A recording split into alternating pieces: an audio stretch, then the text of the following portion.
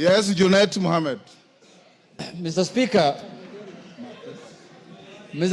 first I want to say today that I am privileged to speak from the seat of the majority leader. Because, Mr. Speaker, even when I sat on the seat, it is very warm, Mr. Speaker, unlike mine, which was very cold, Mr. Speaker.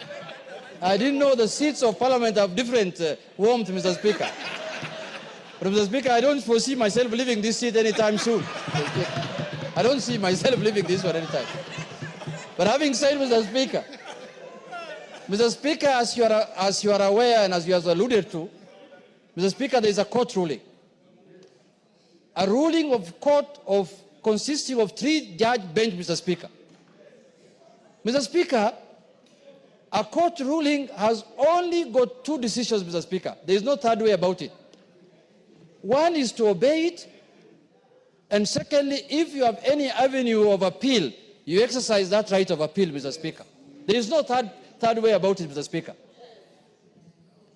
And the court ruling, what we went as Azimio after the election, after your decision here, Mr. Speaker, what took us to court was for the court to interpret for us the constitutionality of your decision on who is the majority party and who is the minority party in this House, Mr. Speaker.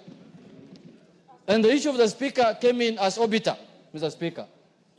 But what took us to court, we wanted to know, because when we arrived here after the election, we arrived here knowing very well that we are the majority party, Mr. Speaker. And we are the numbers. But midway, we ended up losing numbers through your ruling, Mr. Speaker. And that is what took us to court, to ascertain whether we are the majority and whether we are the minority. And luckily, the court has made its ruling, albeit late, Mr. Speaker. We expected this ruling much earlier than this time, Mr. Speaker. But it is better late than never.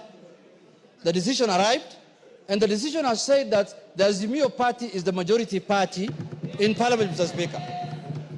And I so happen to be the minority leader as of now, Mr. Speaker. So today afternoon, I just switched seats and I took over the role of majority leader, Mr. Speaker.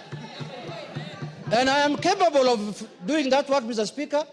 I have the capacity, I have the qualifications, I have the capabilities, I have the numbers in the House, Mr. Speaker, to lead, Mr. Speaker. I have everything what it takes, Mr. Speaker, to be the majority leader of this House, Mr. Speaker.